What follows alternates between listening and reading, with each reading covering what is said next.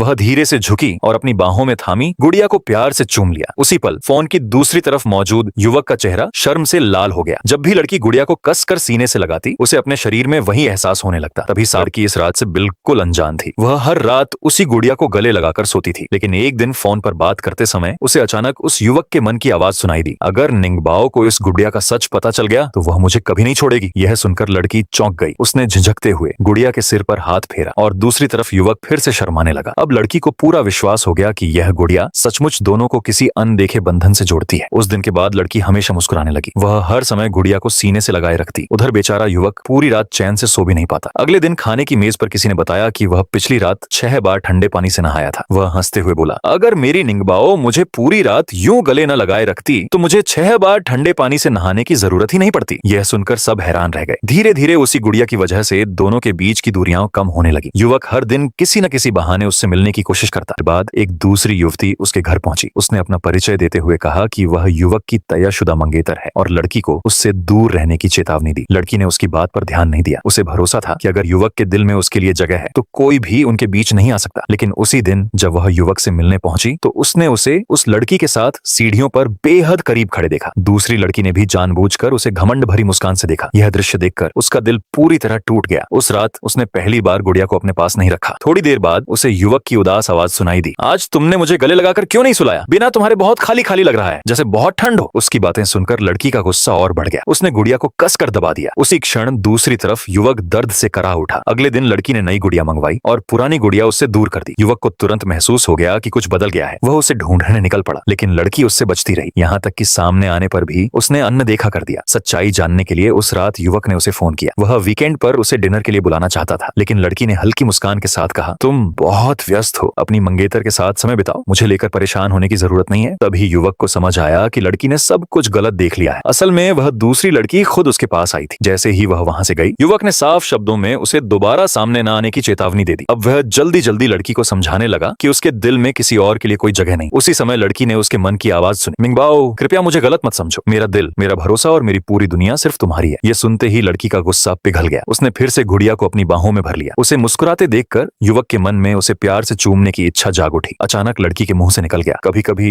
सिर्फ एक प्यार भरा चुंबन ही सारी दूरियां मिटा देता है। इतना कहते ही वह खुद चौंक गई और तुरंत अपने होठों पर हाथ रख लिया। फिर धीमे से बोली, तो तुम्हें पता है मैं सिर्फ इस गुड़िया से जुड़ी नहीं हूँ, तुम मेरे मन की बातें भी सुन सकते हो, मेरे सारे ख्याल भी।